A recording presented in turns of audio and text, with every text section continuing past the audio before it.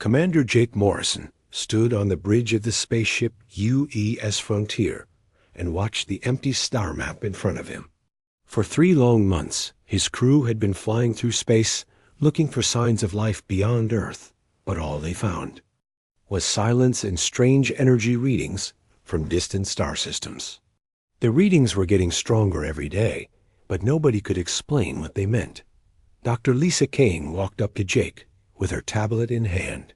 She was the ship's expert on alien life forms, even though they had never actually found any aliens before.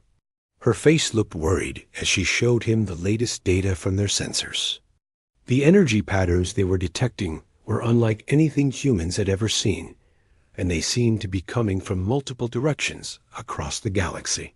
"Commander, these readings are getting more intense," Lisa said, pointing at the swirling patterns on her screen. "Whatever is happening out there, it involves massive amounts of energy. The kind of energy that could only come from weapons or ships, much bigger than anything we have ever built." Jake looked at the data and felt a cold feeling in his stomach. Earth had always assumed they were alone in the universe, or at least that any other intelligent life was too far away to matter. But these readings suggested something very different. Something big was happening in the galaxy, and humans had no idea what it was. Captain Rick Dalton had been monitoring similar readings from Luna Base, a military outpost orbiting Earth's moon. When the Frontier sent back their data, Rick realized that the energy signatures were not random. They formed patterns that looked like fleet movements and battle formations. Someone was fighting a war out there, and it was huge. The first real clue came when Lieutenant Amy Foster picked up a faint radio signal while running routine communications checks. The signal was weak and broken, but it was definitely artificial. It was a message from someone, somewhere in the darkness of space. Amy worked for hours to clean up the signal and make sense of what she was hearing. When she finally played the cleaned-up message for the crew, everyone went silent. The voice was clearly not human, speaking in a language that sounded like nothing anyone had ever heard before.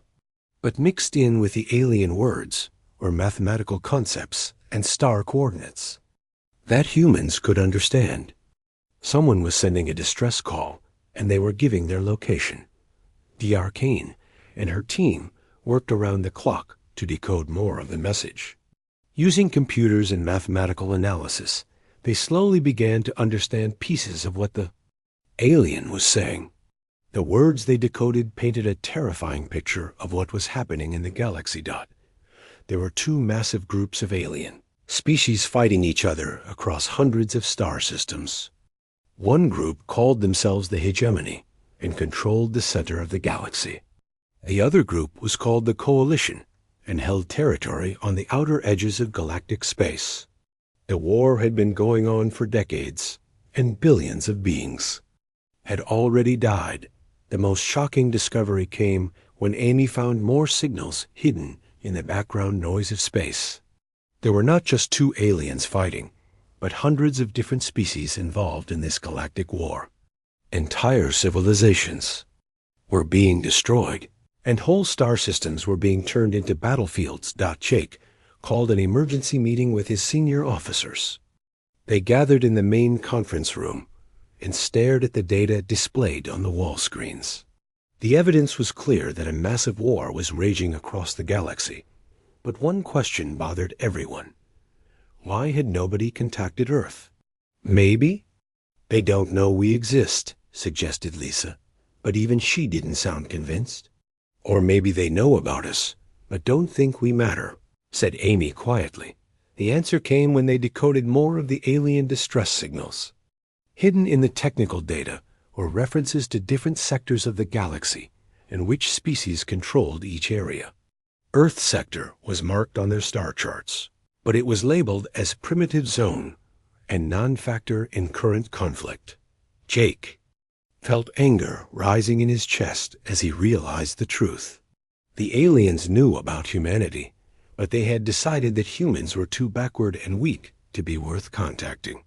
Earth had been left out of galactic politics, not because they were hidden, but because they were considered irrelevant. The crew of the Frontier returned to Earth with their shocking discovery. When they shared their findings with the United Earth government, panic and anger spread through the halls of power. Humanity had always dreamed of making contact with alien life, but they had imagined it would be a meeting of equals. Instead, they discovered that they were seen as primitive children, not worth including in adult conversations. But as Jake looked at the data one more time, he began to think differently about their situation. Maybe being underestimated was not such a bad thing. Maybe being ignored meant that humans had advantages that nobody else in the galaxy suspected. The war that was tearing the galaxy apart had been going on for so long that both sides were stuck in old patterns and traditional thinking. Humans were new to this game, and sometimes being new meant seeing solutions that others had missed. As Jake prepared his final report for Earth Command, he wondered if humanity's exclusion from the Galactic War might actually be the key to ending it. Commander Sam Wright was eating breakfast when the emergency alarm started screaming through Mars Colony Base. He dropped his coffee and ran to the command center where dozens of technicians were staring at their screens with shock and confusion. Something had crashed in the northern crater fields, and the energy readings were unlike anything human technology could produce. "Sir, we have a confirmed alien vessel down in Sector 7, reported Lieutenant Collins, his voice shaking with excitement and fear. "The ship is badly damaged, but we are detecting life signs inside." Sam grabbed his helmet and called for an immediate rescue mission. Within an hour, he was leading a team of medics and engineers across the red Martian landscape toward the crash. As they got closer, Sam could see the alien ship for the first time. It was sleek and silver, built with curves and angles that human engineers had never imagined. Smoke was rising from several holes in its hull. The rescue team worked carefully to cut through the alien metal and reach the survivor inside. When they finally broke through, they found a being unlike anything they had seen in their wildest dreams. It was tall and thin with blue-gray skin and large eyes that seemed to hold ancient sadness. The alien was badly injured, but alive. Dr. Karen. Bell arrived from Earth as quickly as possible to help communicate with the survivor. She was a language expert who had spent years studying how different human cultures communicated. But alien communication was a completely new challenge. The being, who eventually told them his name was Zeth, spoke in musical tones and gestures that took weeks to understand. Through patient work and computer analysis, Dr. Bell slowly learned Zeth's language and heard his terrible story. Zeth belonged to a species called the Valern, and his whole world had been destroyed just days before his ship crashed on Mars. The attackers had been ships from the Kron Empire, which led the Galactic Alliance, called the Hegemony. Zeth explained that the Hegemony wanted to control every species in the galaxy under one government ruled by the Kron. Any species that refused to surrender their freedom was marked for destruction. The coalition was formed by species that wanted to remain independent, but they were losing the war badly. "My world had 3 billion people," Zeth told Dr. Bell through their growing shared vocabulary. "We refused to become slaves to the Kron, so they turned our cities to glass with their weapons. I was in space when it happened, returning from a diplomatic mission. When I came home, there was nothing left but glowing craters where my family used to live." General Pete Rodriguez called an emergency meeting of the United Earth Council when he heard Zeth's story. Representatives from every nation on Earth gathered to discuss what humanity should do about the Galactic War. The debate was fierce and emotional, with some people arguing that Earth should stay hidden and others demanding immediate action. Ambassador Helen Cruz spoke for the peace faction, arguing that humans were too weak to make any difference in a galactic war. "We have barely learned to travel between our own planets," she said. How can we possibly help in a conflict between advanced civilizations that have been fighting for decades?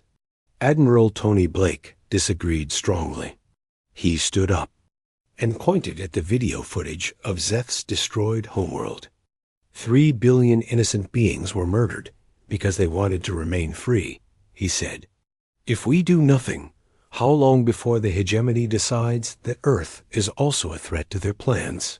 But it was Danny Parker, an engineer who had become interested in military strategy, who asked the most important question. Danny had been studying the reports from both Jake Morrison's exploration mission and Sam Wright's rescue of Zeth.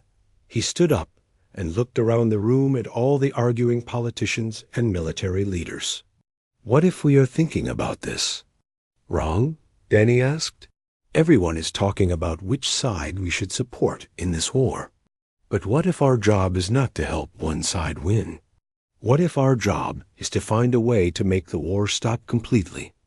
The room went quiet as people considered Danny's words. The idea of ending a galactic war seemed impossible, but Danny continued explaining his thoughts. Both sides have been fighting for so long that they cannot imagine any solution except total victory. Maybe they need someone from outside their conflict to show them a different way.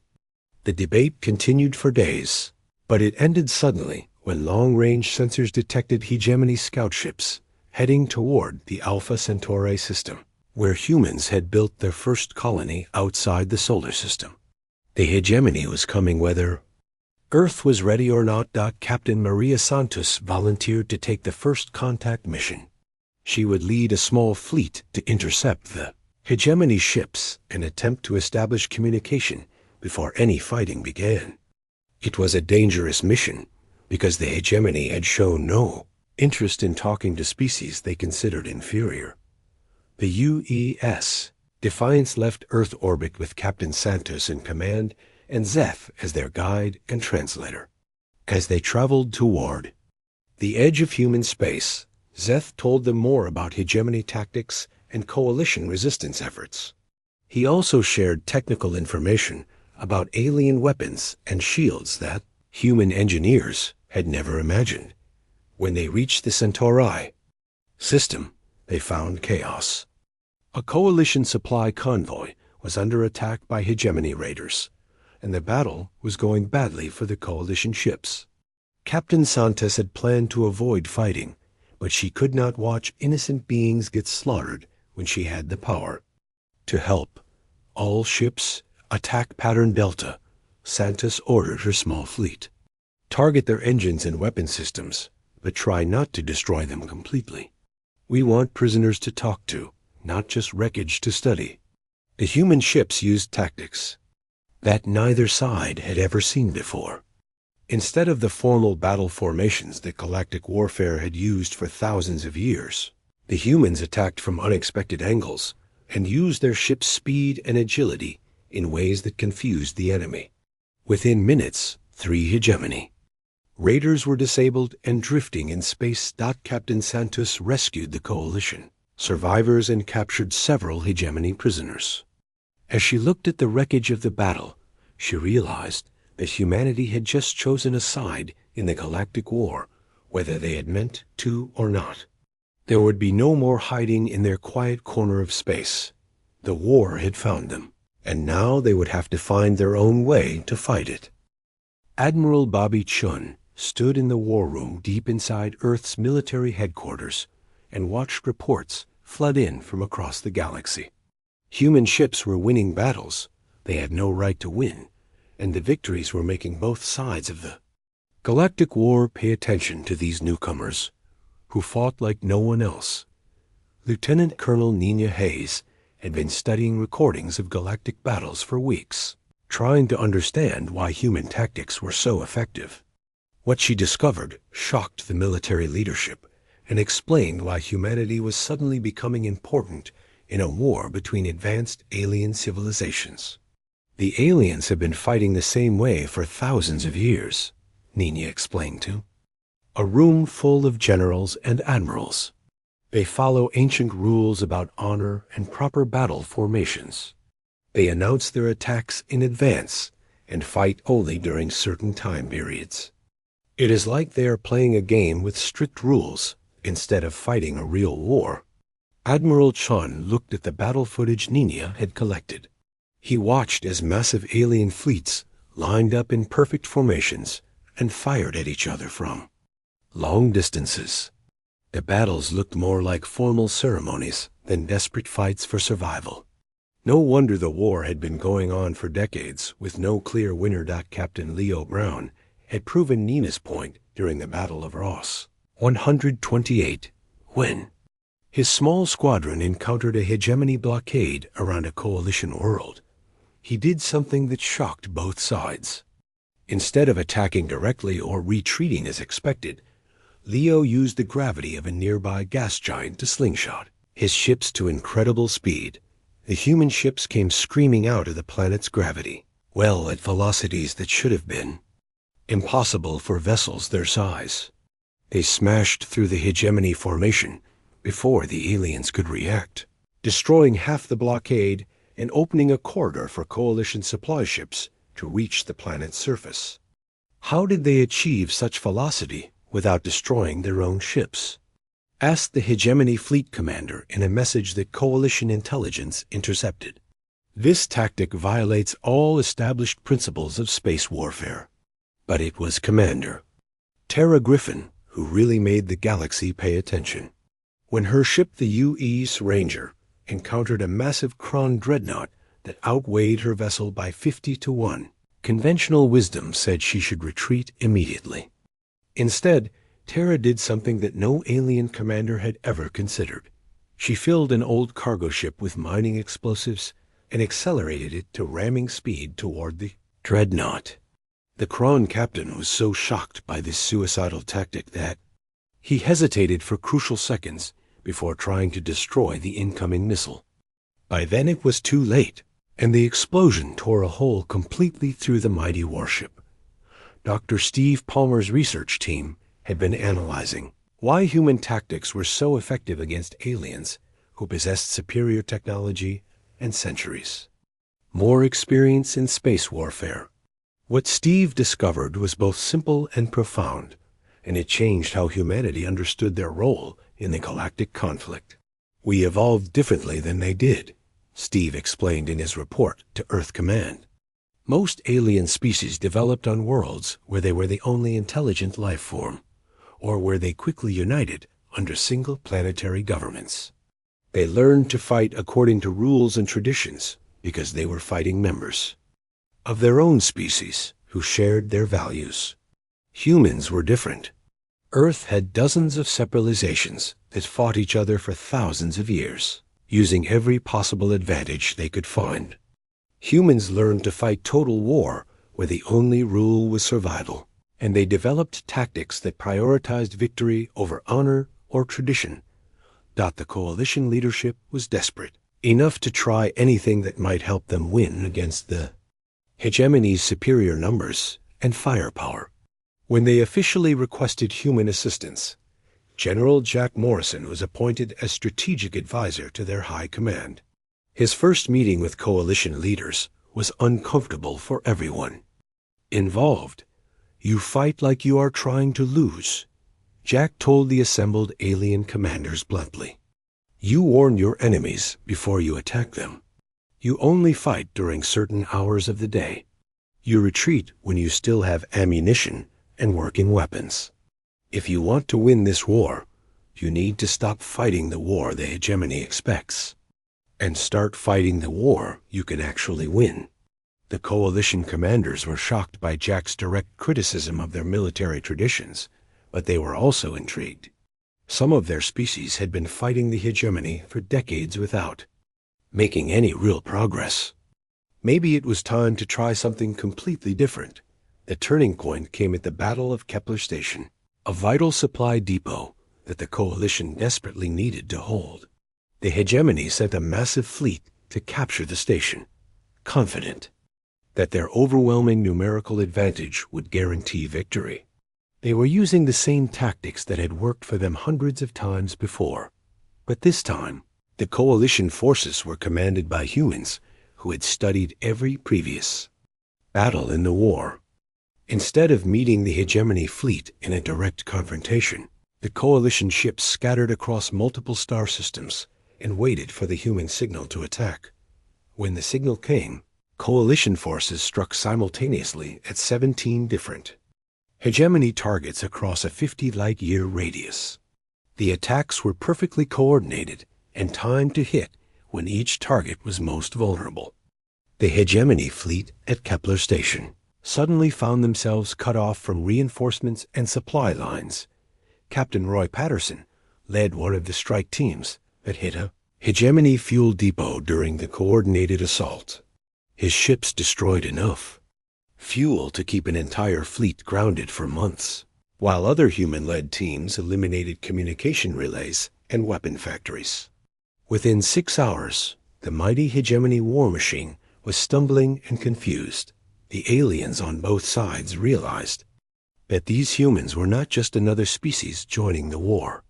They were bringing entirely new ways of thinking about conflict that could change everything. The hegemony's advantage in numbers and technology meant nothing if they could not predict or counter human tactical innovations. Admiral Chun received reports that hegemony propaganda was now calling humans the chaos makers and warning that they fought without honor or respect for proper warfare. Coalition species were beginning to request human advisors for their own fleets, hoping to learn these revolutionary new fighting methods. But Bobby Chun understood that winning battles was only the beginning. The real challenge would be convincing an entire galaxy that there were better ways to solve conflicts than endless warfare. Humans had learned that lesson the hard way on Earth, and now they would have to teach it to civilizations that had been fighting for thousands of years. Galaxy was about to discover that sometimes the most primitive solution was actually the most advanced strategy of all. Supreme Commander Vrak of the Kron Empire slammed his clawed fist onto the command table as he watched another battle report showing hegemony forces retreating from human-led coalition attacks.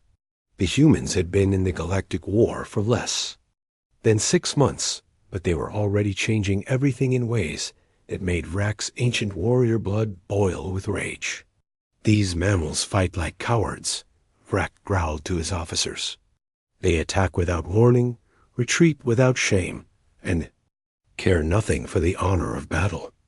If we allow their influence to spread, they will corrupt the entire galaxy with their primitive thinking."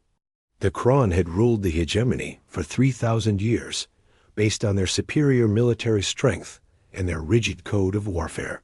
They fought according to ancient traditions that emphasized bravery, honor, and direct confrontation between warriors.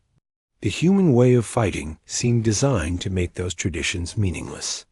Captain Roy Patterson was commanding a deep space reconnaissance mission when he discovered intelligence that changed everything humans thought they knew about the Galactic War. His ship had been monitoring hegemony communications from a hidden position near their main supply routes when they intercepted a transmission that made Roy's blood run cold. The message was from Supreme Commander Vrak himself, giving orders to deploy planet-killer weapons against any world that provided support to human forces. The hegemony was not just trying to win the war anymore. They were planning to exterminate entire civilizations that refused to surrender completely. Roy transmitted his discovery back to Earth immediately, and within hours, Admiral Bobby Chun was reading the terrifying details of the hegemony's new strategy. The planet-killer weapons were massive devices that could destroy all life on a world within minutes, turning billions of living beings into radioactive ash. "They are not fighting to control territory anymore," Chun told the emergency meeting of Earth Command. "They are fighting to eliminate anyone who might resist their rule in the future. This is not a war about politics or resources. It is a war about whether independent thinking will be allowed to exist in the galaxy." Admiral Susan Taylor was put in charge of humanity's response to this escalation. She knew that conventional military tactics would not be enough to stop weapons capable of destroying entire planets. The humans needed to find the hegemony's command centers and destroy them before they could be used. Dr. Carl Jung had been working on experimental stealth technology based on alien science captured from earlier battles. His breakthrough came when he figured out how to bend light and sensor waves around human ships, making them effectively invisible to hegemony detection systems. It was exactly what Admiral Taylor needed for her plan. "We cannot match their firepower, so we will not try," Taylor explained to the assembled fleet commanders. While the Coalition engages their main forces in visible battles across the galaxy, human ships will slip behind enemy lines and attack their command infrastructure. We will cut off the head of the snake while they are distracted by fighting. The body. Commander Alex Turner volunteered to lead the most dangerous part of the mission.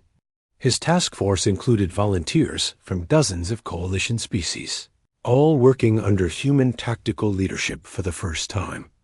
The diversity that had always been the Coalition's weakness was about to become their greatest strength. The joint human-alien crews had to learn to work together, despite completely different ways of thinking and communicating. Turner spent weeks training his mixed crews to function as single units, combining human tactical flexibility with alien technical expertise and local knowledge of hegemony territories. But before the secret mission could begin, the hegemony demonstrated the true horror of their new strategy. 3 Coalition worlds were selected as examples to show what would happen to any planet that continued to resist hegemony rule. The planet-killer weapons were deployed without warning or negotiation. Admiral Chun watched the sensor readings as 12 billion living beings died in less than an hour. The 3 worlds were transformed from green, living planets into glowing balls of radioactive slag that would remain lifeless for thousands of years. Entire civilizations with millions of years of history and culture were erased as if they had never existed. The galaxy reacted with shock and horror that went beyond anything seen in the Long War. Even some hegemony species were disturbed by the massive slaughter, but Supreme Commander Vrak made it clear that any questioning of his orders would result in similar punishment. Colonel Randy Clark transmitted a message to Earth Command that became famous throughout human space. "The gloves are off," he said simply. "We end this now, or we all die trying. There can be no compromise with beings who would murder billions to make a point." The horror of the mass extermination accomplished something that years of Coalition diplomacy had failed to achieve. Moderate elements within the hegemony itself began secretly contacting Coalition forces, offering intelligence and assistance in exchange for protection from Vrak's extremist faction. Admiral Patricia Wells received the first of these secret communications from a Kron naval officer who was sickened by his own government's actions.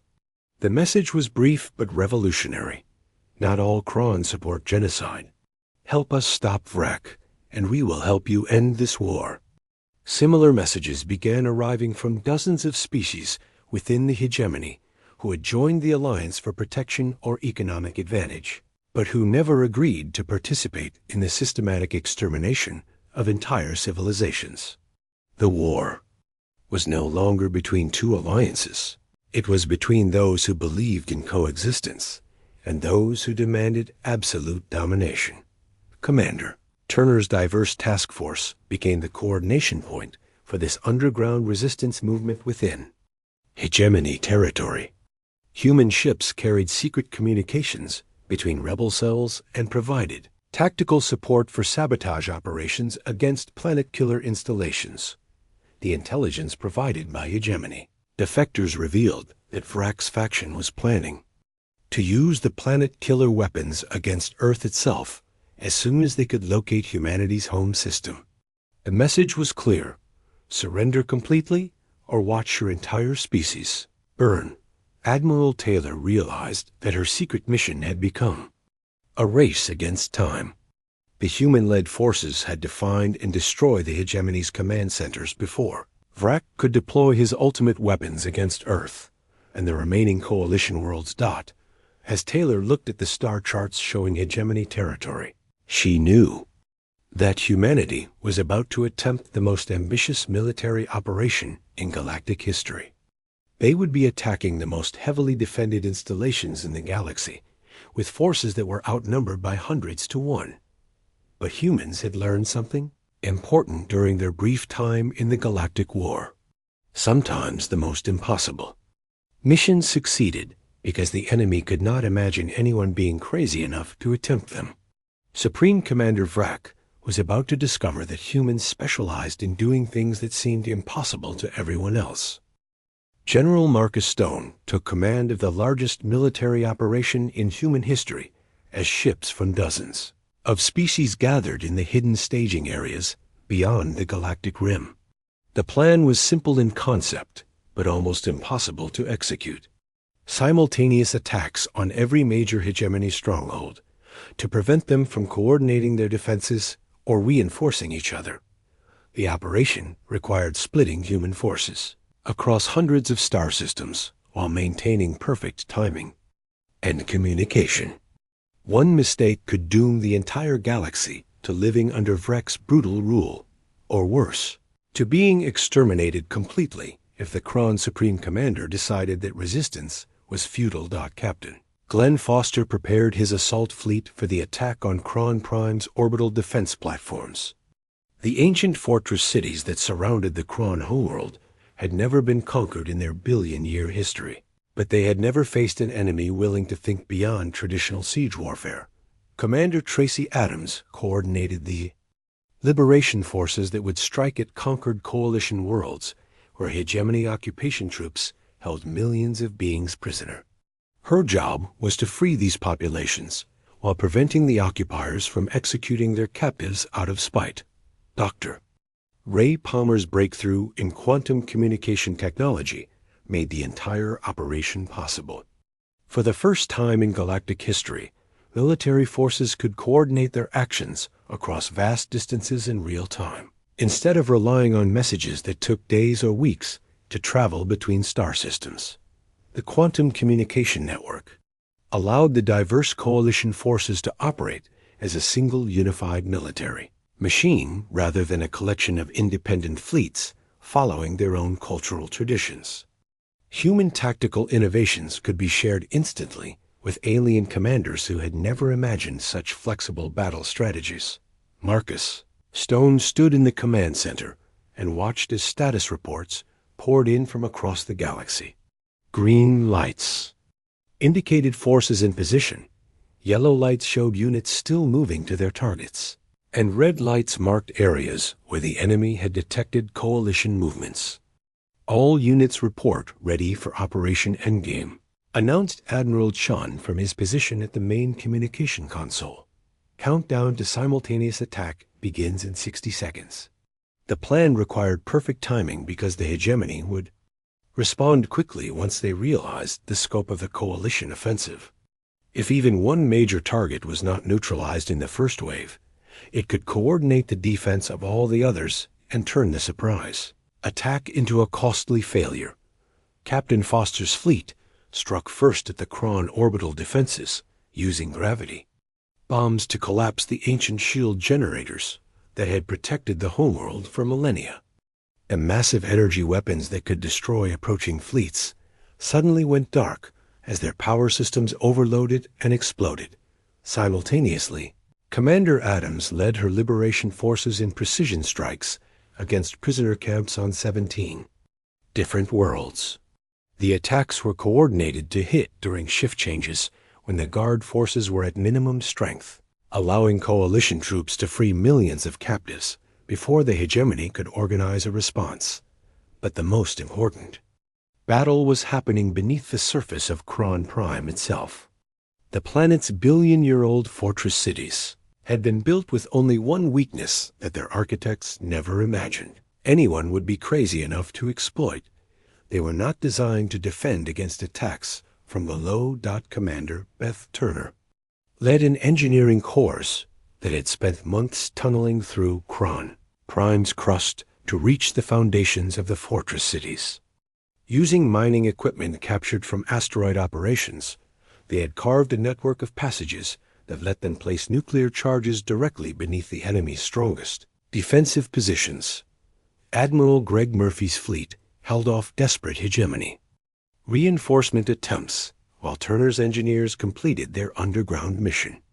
The space battle above Kron Prime was the largest in galactic history, with thousands of ships fighting in three-dimensional formations that stretched across the entire star system.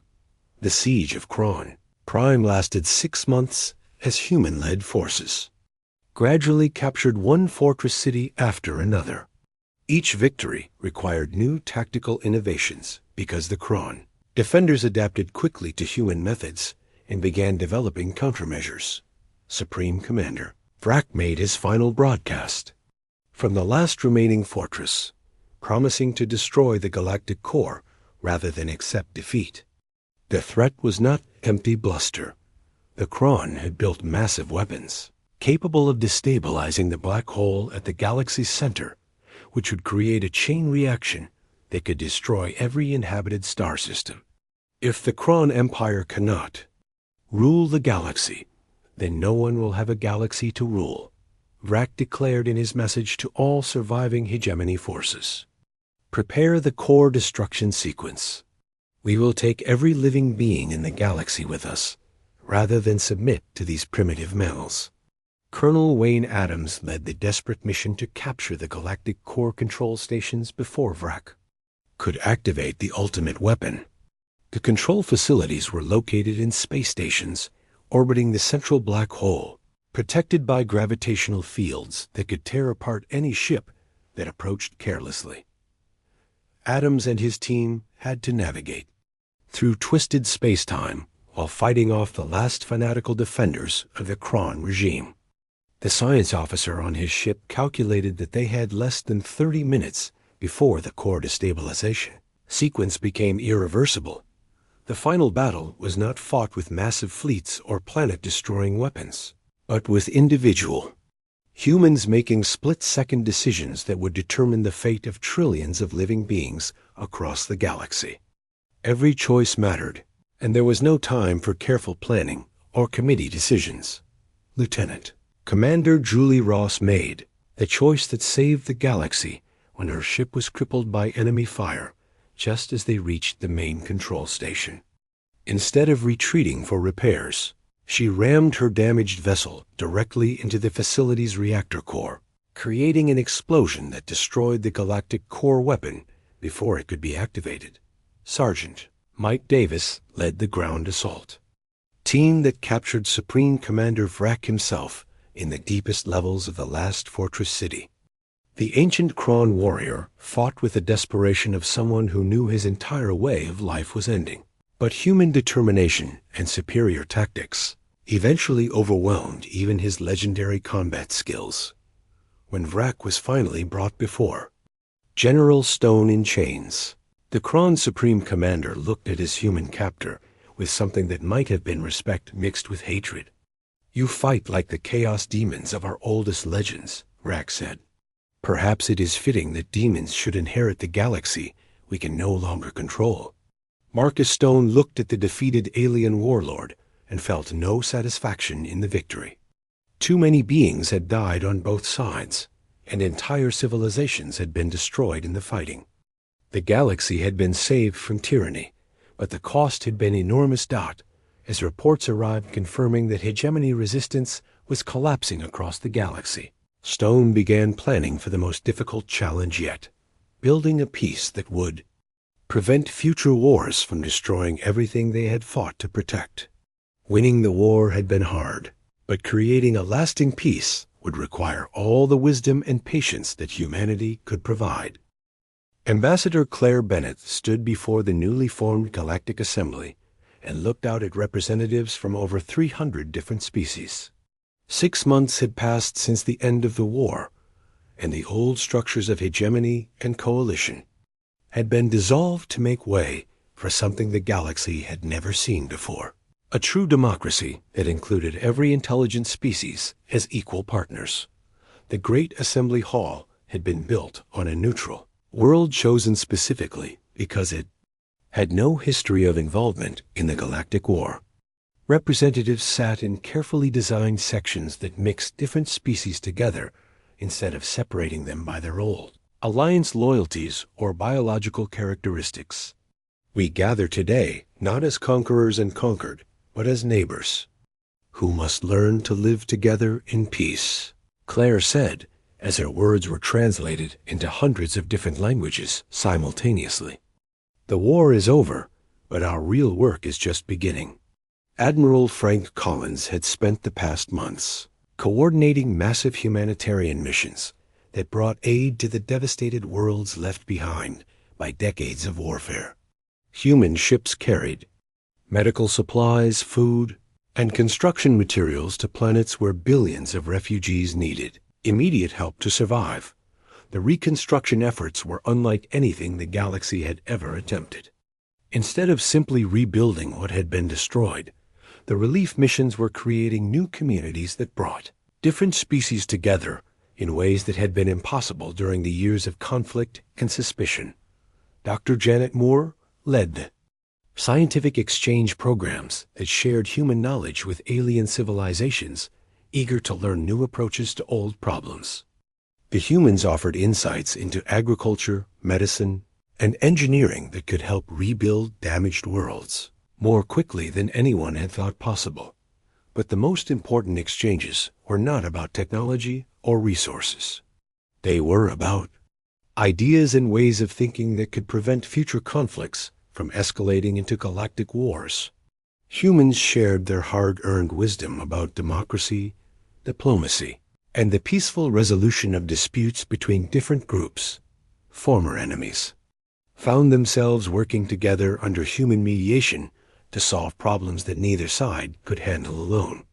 Captain Larry White's integration protocols helped former hegemony species adapt to democratic governance while still respecting their unique cultural traditions and values. The transformation was not easy or quick. Many species had deep grievances against each other that went back centuries, and some groups found it almost impossible to trust former enemies even when they were working toward common goals. Human diplomats spent countless hours mediating disputes and finding compromises that all sides could accept. The Kron people faced the most difficult adjustment. Their entire civilization had been built around military conquest and the idea that strength gave the right to rule over weaker species. Learning to participate in democratic discussions instead of simply giving orders required fundamental changes in how they thought about themselves and others. But even the Kron found ways to contribute to the new galactic community. Stripped of their weapons of mass destruction, but still possessing advanced industrial capabilities, they became valuable partners in the massive reconstruction projects that were transforming war-torn worlds into thriving communities. Ambassador Paul Green's diplomatic corps established new frameworks for interspecies cooperation that made future conflicts resolvable through negotiation rather than warfare. The key insight was that most disputes between species arose from misunderstandings and fear rather than from genuine conflicts of interest. The new diplomatic protocols required all disputes to be submitted to mediation before any military action could be considered. Teams of neutral mediators from multiple species worked together to find solutions that addressed the underlying concerns of all parties involved in a disagreement. Commander Kelly Price led exploration fleets that pushed into previously unknown regions of the galaxy, making contact with isolated species that had hidden from both the hegemony and coalition during the Long War. Each new encounter proved that diversity was a source of strength rather than weakness when properly organized and directed. The newly discovered species brought fresh perspectives and innovative solutions to problems that had seemed impossible to solve. Some had developed technologies that could heal environmental damage, while others had created social systems that prevented conflicts before they could escalate into violence. As General Jake Morrison looked out at the peacekeeping fleets staffed by beings from hundreds of different worlds, he reflected on humanity's accidental role in galactic history. Humans had not been invited to participate in the Galactic War because everyone had assumed they were too primitive and insignificant to matter. They had ended the war by proving that sometimes the most primitive solution was actually the most sophisticated strategy. The galaxy had spent thousands of years learning more and more complex ways to fight wars, but they had forgotten the simple truth that fighting was not the best way to solve problems. Jake remembered the early days when humanity first discovered the galactic conflict and felt ignored and insulted by their exclusion from galactic politics. Now he understood that their isolation had been a gift that allowed them to develop different ways of thinking about cooperation and conflict resolution. The age of galactic warfare was ending not because one side had finally achieved total victory, but because all sides had learned that there were better ways to handle their differences. The galaxy had discovered that diversity could be a source of strength when combined with mutual respect and democratic decision-making. Human children were now growing up in schools that included classmates from dozens of different species, learning from an early age that differences in appearance and culture were interesting rather than threatening. The next generation would inherit a galaxy where cooperation was normal and warfare was seen as an outdated way of solving problems. Claire Bennett concluded her speech to the Galactic Assembly with words that would be remembered for generations. To come, we were not invited to your war because you thought we had nothing to offer. We ended your war by offering something you had forgotten existed, the possibility that former enemies could become friends and that different peoples could work together for the benefit of all. The applause that followed her words came from hundreds of different species using their own traditional ways of showing approval. The sound was strange and chaotic, but it was also beautiful because it represented something the galaxy had never achieved before: unity in diversity, strength through cooperation, and hope for a future where all intelligent beings could thrive together in peace. The galaxy had learned that sometimes the greatest victories came not from defeating enemies, but from turning them into allies. Humanity's greatest weapon had not been their military tactics or advanced technology, but their belief that every species deserved respect and every individual had value, regardless of their origin or appearance. As the representatives returned to their home worlds to begin implementing the new galactic constitution, they carried with them the knowledge that peace was not just the absence of war, but the presence of justice, understanding, and mutual respect between all the diverse peoples who shared the stars.